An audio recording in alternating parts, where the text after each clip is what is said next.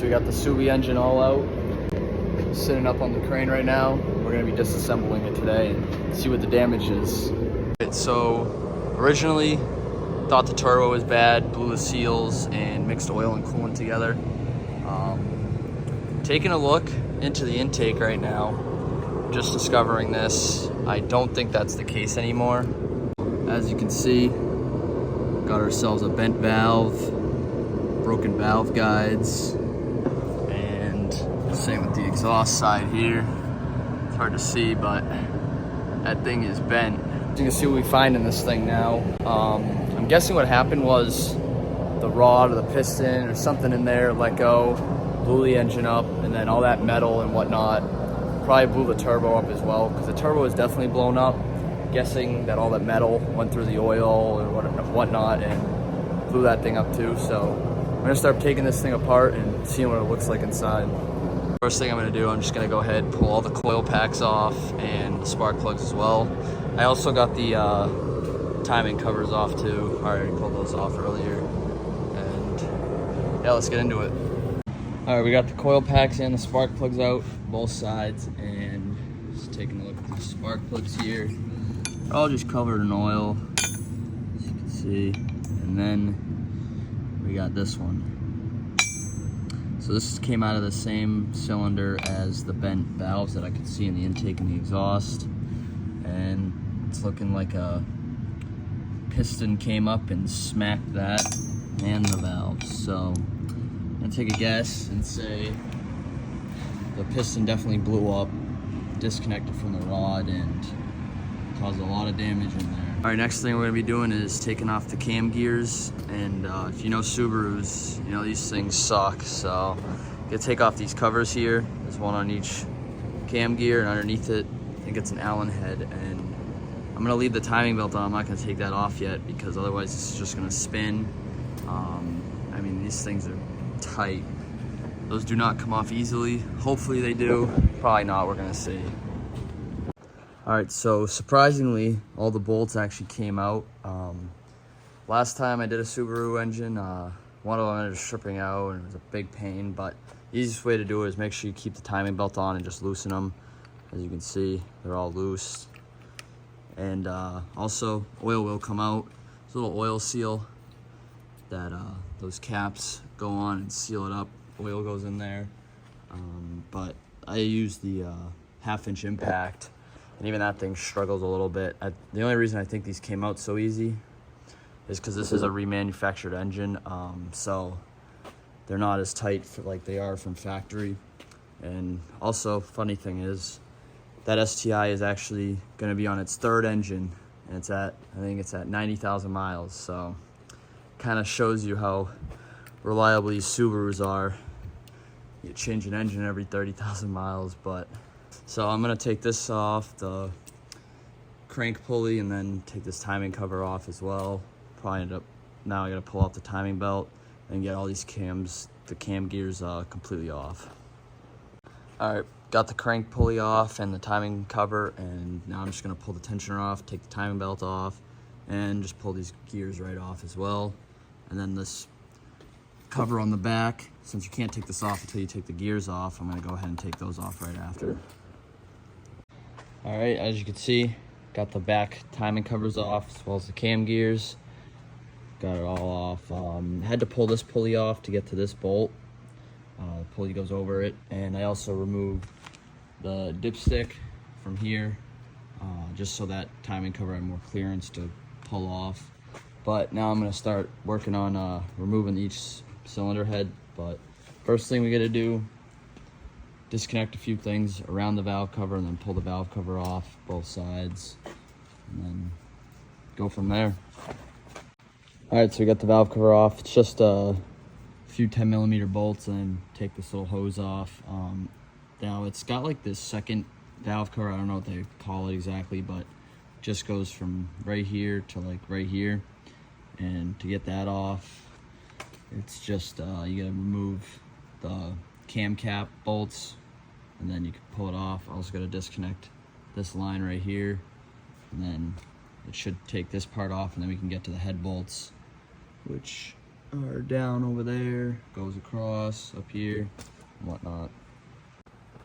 All right, as you can see, got the cams out. We got that cam cover thing off, and yeah, we're pretty much ready to take the head bolts out almost. Just gotta disconnect a few lines that connect to the side of the head and whatnot. But once we do that, pull out 6-cylinder head bolts and this thing should come right off. I'm also gonna have to lower the engine onto the ground because I do have it held by the cylinder head bolt right there. So I'll have to lower it down and put it in a different spot. And so far we've only done this side though, not done this side.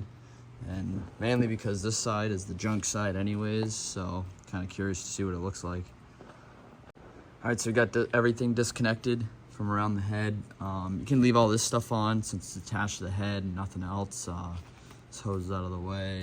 Had to get this bracket off, and this is the that air pump line goes to this one. Got that disconnected. Can leave this one on. Just goes into the head. Ends right here. All that stuff. So now we're gonna go ahead and take off those head bolts and see what the damage is. All right, so got all the head bolts loosened up now, and as you can see, it's starting to open up a little. So now we're gonna pull the cylinder head right off and see what it looks like.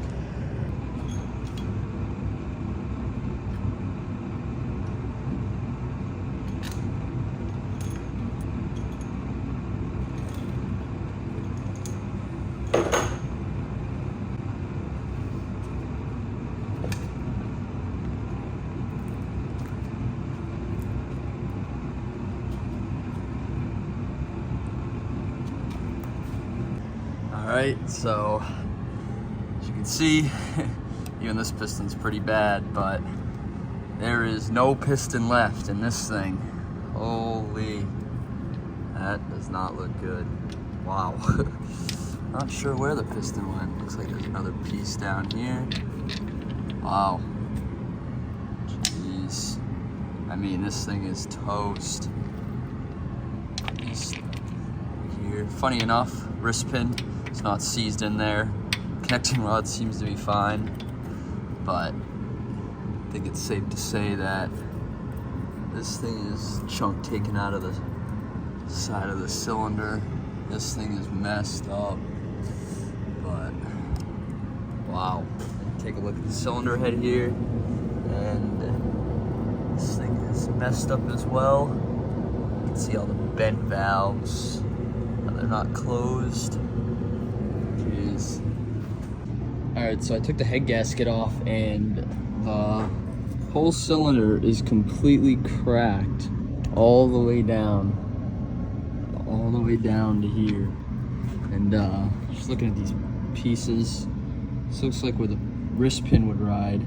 The little circlip sits in there. Can't really tell much else, but it must have been side of the piston, the top of the piston, I don't know, but you can kind of see the little machine surface still where it used to sit on this wrist pin right here. It's kind of funny actually, it's still pretty smooth. But yeah, so I think right now I'm gonna just go ahead and take this side off. I don't think this side's gonna be like this side, since all the spark plugs look fine. It'll probably just look like this one, just a bunch of oil, metal flakes and coolant in there. But yeah, I'm gonna do that, and then after that we can pull the oil pan, probably find some more chunks in there. And for this one, it's pretty much the same thing as the other side. All I gotta do is disconnect this so I can pull off this like other valve cover piece that holds the cam in, this line, take the valve cover off. Everything else I can pretty much keep on the cylinder head, everything else connected. Just take this line off, probably not that big of a deal. Everything else is pretty much already disconnected from it. Just can leave all the sensors and stuff on. So I'm gonna go ahead and do that and then show you guys what this one looks like. All right, as you can see, got the other cylinder head off, and this piston obviously has metal in it, but this one has a lot. It's all just chunks just everywhere. Same with the cylinder head, as you can see. This one's also a bent valve. I think this one's bent as well, but just a lot of metal everywhere. So So now we're gonna go ahead, take this oil pan off and see what else we find in there. Also, another thing I think is kind of funny about this rod, it's kind of hard to tell on camera. You can see how bent it is. It's completely warped to the left, so funny how the wrist pin still moves fine though, back and forth.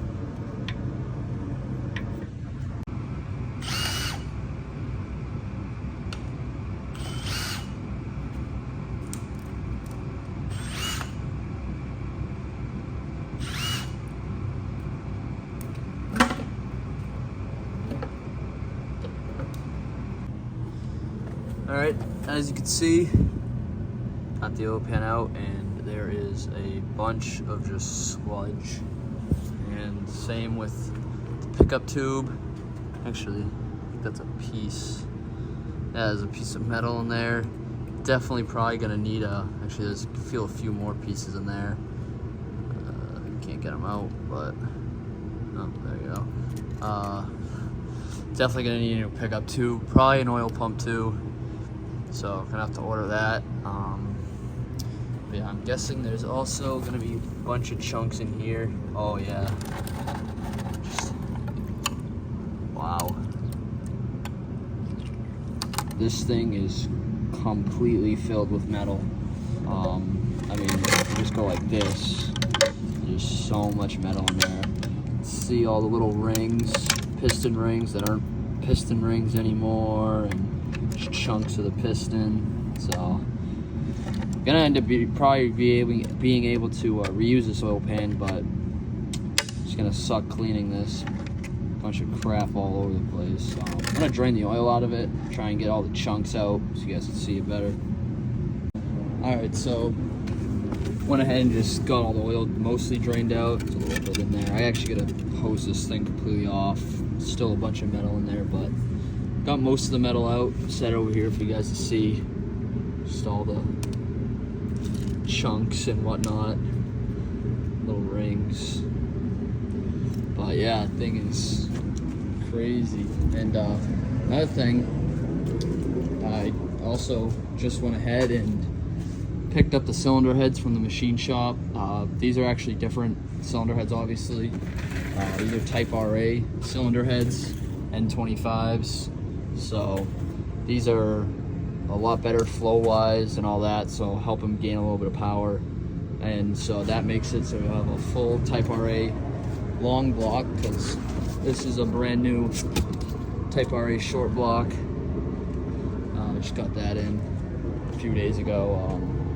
Full Type RA short block in there, whatnot. So now he has a set of Type RA heads as well, so definitely better than stock ones flow-wise and all that. It's a nice little upgrade since you need new heads anyways, since that one's definitely destroyed and this one's damaged as well. So we just went ahead and pulled the pickup pipe, pickup tube, and the little tray off. And I don't know if you guys can tell, but I think it's safe to say those bolts are pretty stretched on that rod. If you look at the other ones, this one is closed, they're connected, and this one, which is the one that blew up, kind of see the bend now right there too, a little bit easier. Those bolts are definitely stretched, so it's kind of funny. I'm surprised that rod did not snap and put a hole through this thing. So another thing I noticed, I don't know if I mentioned this or not yet, but I noticed that when I pulled this cylinder head off, which is the side that blew up, actually I left it just the way it was, but one of the cam caps was actually on backwards, which is kind of strange. This engine was remanufactured by, I don't know if you guys can see, it says ATC. It's not ACT, the clutch brand, it's ATC. It's hard to see down there. So, I don't know who that is. That's some company that remanufactures these engines and people buy them. And another thing I found too, which was kind of funny, was that, I think it was this one. So, pulled all the lifters or buckets out, whatever you want to call it, and yeah, this one had a washer sitting in it. If you look, you can see where the valve spring's been riding on it. So it's down like this. It was just sitting in here like that. So I don't know how that got in there. You see the wear marks on the outside of the edge, on the outer edge, how it wore on the spring, kind of funny. But yeah, I don't know if that could have caused any problems. I imagine it might have, because that is, never seen that before. I checked all the other ones, they don't have it. Just this one, for whatever reason, had a washer sitting inside the bucket. I don't know if they didn't have the right size bucket, thought it was a good idea to put a washer in there to shim it. Not sure, because that wouldn't make sense, because it still would hit that instead. It's perfectly flush with that, but not sure. So, never heard of that company, but after seeing one of the cam caps backwards and a washer sitting in one of the buckets, I don't think they're the most reputable, I guess. But yeah. Okay, so video ended now, but actually I'll probably add this before the end.